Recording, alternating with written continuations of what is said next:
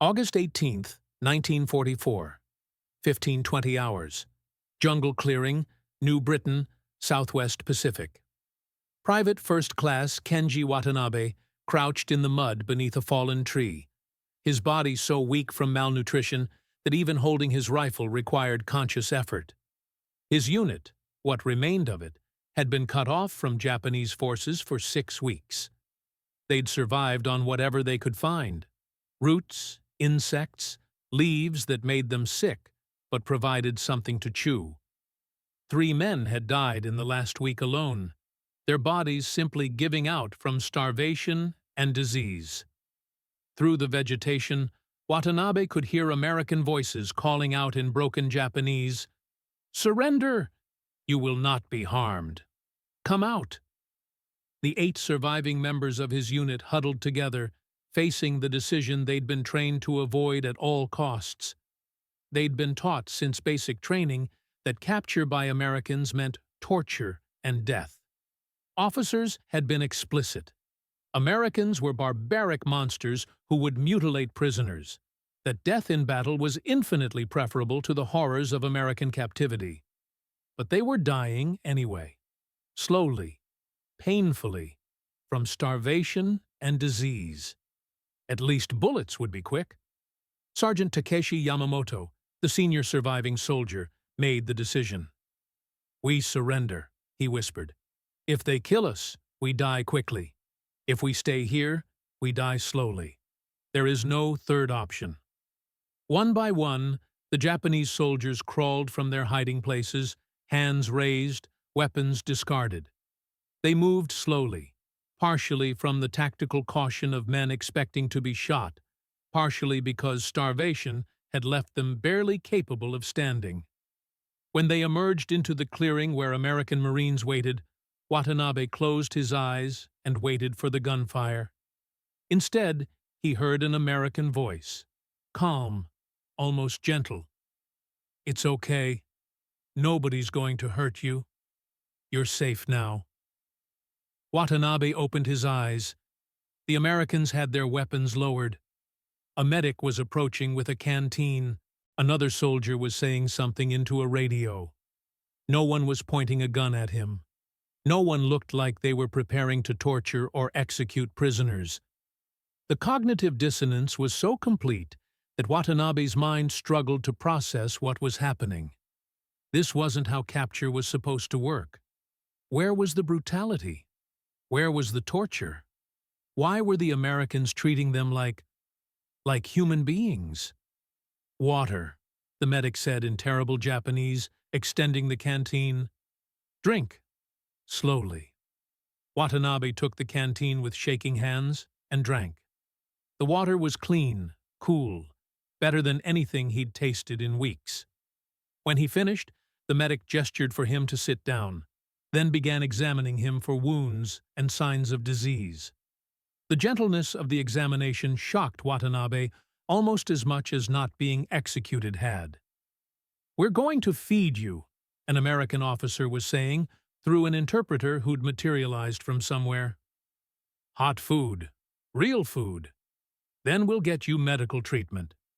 You're prisoners of war now. That means you're protected under international law. Nobody's going to hurt you." Watanabe looked at his fellow prisoners. They all wore the same expression of confused disbelief. Everything they'd been taught was collapsing in real time, replaced by a reality so different from expectations that it seemed like hallucination brought on by starvation. Within an hour, the 8 Japanese prisoners were sitting on the ground near an American field kitchen, each holding a metal plate filled with hot food: rice, canned beef, bread, coffee. They ate slowly, partly because their shrunken stomachs couldn't handle rapid eating, partly because they still half expected this to be elaborate prelude to cruelty. But the cruelty never came. There was just food and water, and American soldiers who treated them with professional courtesy rather than hatred. The war wasn't over. The killing hadn't stopped. But for 8 Japanese soldiers who'd expected to die anonymously in the jungle, The discovery that enemies could show mercy created a transformation more profound than any battlefield conversion. The first meals. For Japanese prisoners experiencing their first meals in American custody, the discovery that they would be fed, and fed well, created immediate psychological crisis. Everything they'd been taught predicted starvation or poisoned food. The reality of hot, adequate meals contradicted expectations so completely that many struggled to accept what was happening. The meals themselves were standard U.S. military rations, nothing special by American standards. But, for Japanese soldiers who'd been surviving on inadequate rice rations supplemented by whatever they could forage, American military food represented abundance. The portions were larger than Japanese military rations, even during good times. The quality was better. Most striking was the reliability. Meals came on predictable schedules, rather than sporadically as Japanese logistics allowed. Private Kenji Watanabe, eating his first meal in American custody, couldn't reconcile what he was experiencing with what he'd been taught. We'd been told Americans starved prisoners deliberately, that they gave poisoned food, that capture meant slow death from hunger and disease, he recalled years later. Instead, within hours of capture, I was eating better than I'd eaten during my entire military service. The food was hot, plentiful, and nobody was taking it away or punishing us. I kept waiting for the other shoe to drop, for them to reveal this was cruel joke before the real torture began. But it never happened. The food just kept coming, 3 times a day, more food than I could eat. The psychological impact on Japanese prisoners was immediate and profound. The contrast between propaganda predictions and actual experience created cognitive dissonance that forced re-evaluation of everything they'd been taught. If Americans were feeding them instead of starving them, what else had been lies? The propaganda of death. By mid-1944, Japanese military indoctrination about American treatment of prisoners had evolved into systematic campaign of terror designed to prevent surrender under any circumstances. The propaganda wasn't subtle or nuanced. It was explicit horror designed to make death in battle seem preferable to capture. The conditioning was thorough and pervasive. From basic training through combat deployment, Japanese soldiers were repeatedly told that Americans tortured prisoners, that capture meant mutilation and death, that surrendering dishonored not just the individual soldier, but his entire family. The propaganda included fabricated stories of American atrocities, photographs that may or may not have been authentic, and testimony from soldiers who claimed to have witnessed American brutality. The psychological impact was profound and measurable. In Pacific battles from 1942 through 1944, Japanese forces typically fought to near annihilation rather than surrendering. Combat after combat saw Japanese casualties of 95% or higher, with only a tiny fraction taken prisoner, usually those too wounded or unconscious to resist capture or commit suicide. The willingness to die rather than surrender was partly cultural, partly tactical, but significantly driven by genuine terror of what capture would mean. By 1944, as American forces advanced across the Pacific, they were capturing increasing numbers of Japanese soldiers, not because Japanese surrender rates increased, but because the scale of combat operations meant more Japanese found themselves cut off, wounded, or too weak from disease and starvation to continue fighting. The prisoners taken were often in desperate physical condition, having resisted capture until physical incapacity made continued resistance impossible. The Japanese prisoners arriving in American custody carried deep-seated terror about their fate. Many expected immediate execution. Others anticipated torture and mutilation. Some believed Americans would use them for medical experiments or forced labor in conditions worse than death. The propaganda had been so thorough that even after capture, many prisoners waited for days or weeks, for the promised horrors to begin. The POW camp system. American POW camps established throughout the Pacific Theater and later in Japan created controlled environments where Japanese prisoners experienced sustained exposure to American values and organizational competence. The camps weren't luxury facilities. They were military installations designed for security and efficiency.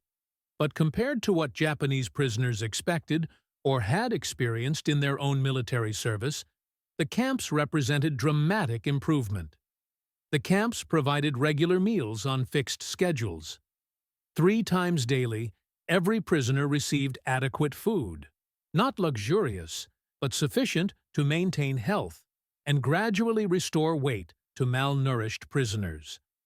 The predictability was as important as the quantity. Japanese soldiers accustomed to sporadic rations that arrived when logistics allowed discovered that American supply systems delivered food reliably regardless of conditions.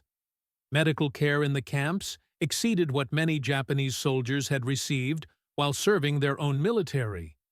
American medical personnel treated POWs for malnutrition, tropical diseases, wounds, and chronic conditions. By late 1944, approximately 30% of Japanese POWs required immediate medical treatment for conditions including malaria, dysentery, beriberi, and combat wounds. American medical facilities treated these conditions systematically, providing medications, particularly anti-malarial drugs and antibiotics, that Japanese forces often lacked entirely. The survival rate for Japanese POWs in American custody exceeded 98%, compared to approximately 70 to 75% survival rates for Japanese soldiers receiving medical care in their own military hospitals during the same period. Sanitation in the camps represented another stark contrast with Japanese military experience. American forces provided clean water, latrines, bathing facilities, and regular clothing changes. The systematic attention to hygiene prevented disease spread and improved health outcomes. Japanese prisoners accustomed to field conditions where dysentery and other sanitation-related diseases were endemic found themselves in an environment where such diseases were rare. The breaking of expectations. For Japanese prisoners, the sustained experience of American custody initiated psychological transformation that propaganda couldn't survive. Daily evidence that Americans weren't torturing them, weren't starving them, weren't treating them as subhuman. This accumulating evidence forced re-evaluation of everything they'd been taught. The transformation didn't happen uniformly or universally. Some prisoners remained committed to imperial ideology despite evidence. Others experienced psychological crisis as their worldview collapsed. Most fell somewhere between, gradually acknowledging that propaganda had been false while struggling to construct new understanding of their situation. The process was accelerated by specific experiences that contradicted propaganda with particular force. Medical care was especially significant. Prisoners who'd expected to be left to die from wounds or disease instead received treatment that saved their lives. The cognitive dissonance of having one's life saved by people propaganda claimed were monsters created powerful challenges to indoctrination. Food sharing created similar effects. Japanese prisoners watching American soldiers eat the same rations they received undermined propaganda claims about Americans viewing Japanese as subhuman. The equality of rations, guards and prisoners eating the same food, demonstrated respect for prisoner dignity that contradicted propaganda predictions. Corporal Hiroshi Tanaka, captured on Peleliu in November 1944, described his psychological evolution. First week, I waited to be tortured. Second week, I waited to be starved. Third week, I began accepting that neither was happening. By the second month, I had to face the truth. Everything we'd been taught about Americans was lies. They fed us, treated our sick, provided shelter and clothing. They treated us better than our own officers had. That realization was painful because it meant I'd fought for lies, that my friends had died for propaganda. But it was also liberating because it meant I could survive with honor rather than dying for nothing. The cultural exchange. Despite language barriers and the inherent tensions of captor-prisoner relationships, American personnel and Japanese POWs developed limited cultural exchanges that humanized both sides. The interactions ranged from purely functional communication about camp operations to genuine attempts at mutual understanding. Language learning happened organically. American guards learned basic Japanese phrases necessary for camp management.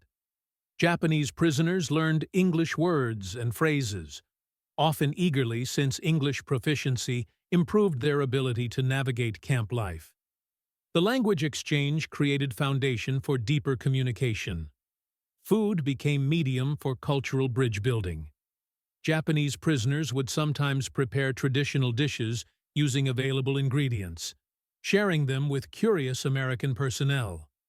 Americans would explain American foods that were novel to Japanese prisoners: processed cheese, canned fruits, coffee prepared American style. The culinary exchanges were simple but meaningful. Recreation activities created common ground. Baseball was particularly significant, a sport popular in both cultures that required no language to play.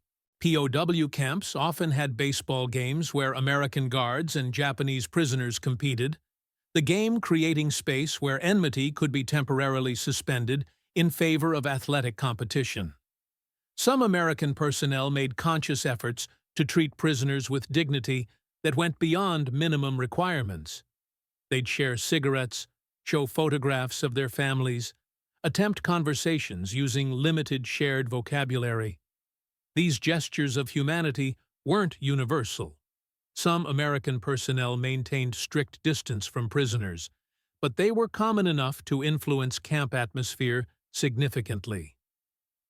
The systematic contrast. The experience of Japanese POWs in American custody created stark contrast with treatment of Allied POWs held by Japanese forces. The comparison highlighted fundamental differences in values, organizational capacity, and respect for international law. Allied prisoners held by Japanese forces experienced systematic brutality, starvation rations, forced labor, medical neglect, and deliberate cruelty. The death rate for Allied POWs in Japanese custody approached 27%. More than 1 in 4 prisoners died during captivity. The causes were systematic: inadequate food, no medical care, deliberate abuse, forced labor under brutal conditions, and sometimes outright murder. Japanese POWs in American custody experienced the opposite. The death rate was under 2%, with most deaths attributable to diseases contracted before capture or wounds sustained in combat prior to surrender. American forces provided adequate food, medical care, shelter, and generally humane treatment. The contrast wasn't subtle. It was stark difference between systems that respected human dignity and systems that didn't. The comparison influenced post-war Japanese understanding of American character and democratic values. Japanese soldiers who survived American captivity could testify that Americans had treated them far better than Japanese forces had treated Allied prisoners. This testimony created moral foundation for Japanese acceptance of American occupation and influence during post-war Reconstruction. The camp operations. The daily functioning of POW camps documented American organizational capacity applied to humanitarian purposes. The camps operated as small cities requiring food service, sanitation, medical care, security, administration, and recreation facilities for populations ranging from hundreds to thousands of prisoners. The food service operations were particularly complex. Camp mess facilities prepared 3 meals daily for entire prisoner populations, plus American Guard forces. The menus were planned to provide adequate calories and nutrition while considering available supplies and cultural preferences when possible. Rice was included when available since it was familiar to Japanese prisoners. American foods were provided when rice was scarce. The systematic provision of adequate food demonstrated organizational competence that few military forces could match. Medical facilities in larger camps rivaled small hospitals in their capabilities. They included surgical facilities, isolation wards for infectious diseases, dental services, and pharmaceutical supplies.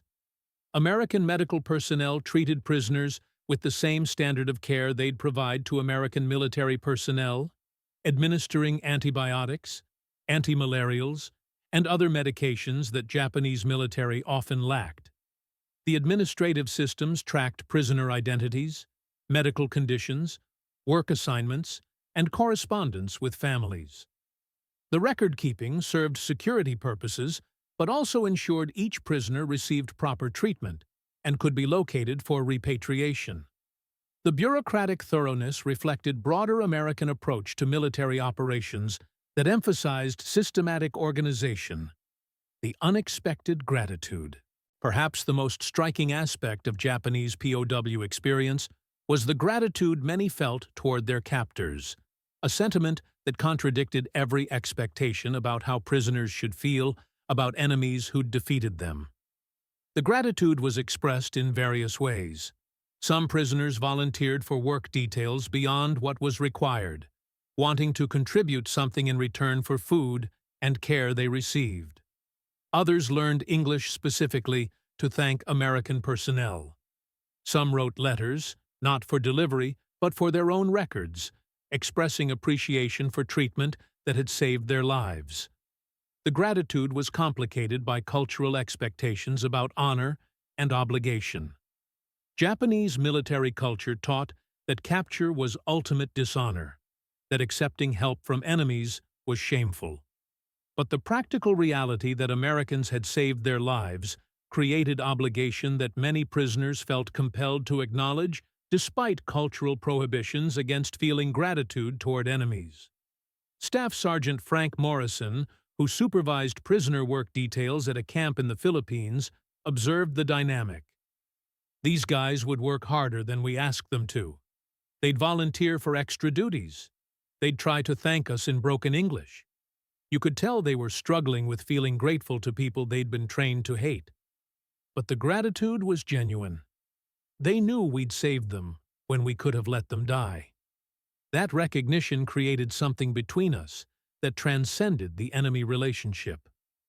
The medical recoveries. The physical transformations of Japanese POWs during American custody documented both the severity of their condition at capture and the effectiveness of adequate nutrition and medical care. Prisoners who arrived skeletal and diseased gained significant weight within months of regular feeding. The average weight gain for severely malnourished prisoners during first 3 months of adequate rations was approximately 25 to 35 pounds. Men who'd weighed 90–100 pounds at capture, dangerously underweight for adult males, would reach 115–135 pounds after sustained adequate feeding. The weight gain represented not just fat storage, but muscle development and general health restoration. Medical conditions that had been chronic and debilitating responded to treatment that Japanese military hadn't provided. Malaria cases came under control with anti-malarial drugs. Dysentery resolved with antibiotics and improved sanitation. Beriberi symptoms improved dramatically with thiamine supplementation. Dental work addressed infections and decay that had caused chronic pain. The medical recoveries were documented through routine health assessments that tracked prisoners' progress. American medical personnel kept records showing weight gains, disease resolutions, and general health improvements. The documentation served medical purposes, but also provided evidence of American adherence to international law regarding prisoner treatment. The closing truth. The story of Japanese POWs who expected starvation and instead received hot meals and kindness documented more than successful implementation of international law regarding prisoner treatment. It demonstrated that even in total war's brutality, systematic humanity remained possible for nations and militaries that valued it. The Japanese soldiers who surrendered expecting death and found life instead experienced transformation that propaganda couldn't survive and that cultural indoctrination couldn't overcome. The daily evidence of American humanity: meals served on schedule, medical care provided without hesitation, dignity maintained despite captivity, created reality that contradicted every prediction and forced re-evaluation of everything they'd been taught. For American forces, feeding and caring for enemy prisoners required resources that could have been used for other purposes. It demanded sustained commitment during period when American forces were stretched thin across Pacific. It meant treating enemies humanely when reciprocal treatment of Allied prisoners by Japanese forces was brutal and inhumane.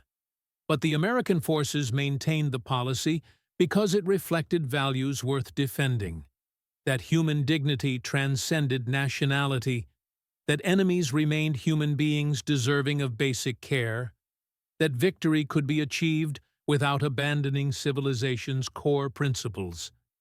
The hot meals served to starving Japanese prisoners, the medical care provided to sick enemies, the basic kindness shown to men who'd been trying to kill Americans days earlier, all demonstrated that mercy could survive mechanized warfare and that democracy's strength included capacity to treat defeated enemies with humanity rather than revenge. The Japanese POWs who ate American food, who received American medical care, who experienced American organizational competence and basic human decency, they survived to carry those memories through post-war reconstruction. Their survival and their experiences created foundation for understanding that former enemies could become partners, that mercy was stronger than propaganda, and that sometimes the most powerful victories are measured not in battles won, but in lives saved and dignity preserved.